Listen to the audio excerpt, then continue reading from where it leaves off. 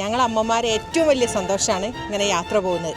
അപ്പോൾ അതിന് ഏറ്റവും നല്ല ഭംഗിയുള്ള എന്താ പറയുക, നല്ല ക്യൂട്ടായിട്ടുള്ള ഒരു ബസ്സാണ് വന്നത്.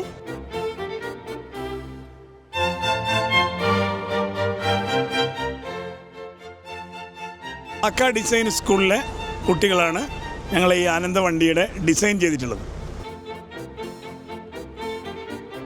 ആക്ക ഡിസൈൻ ഇൻസ്റ്റിറ്റ്യൂട്ടിലെ നമ്മുടെ പ്രിയ കൂട്ടുകാർക്ക് ഒരുപാട് കുളക്കട പരിപാടിയുടെ പേരിൽ നന്ദി അറിയിക്കുന്നു.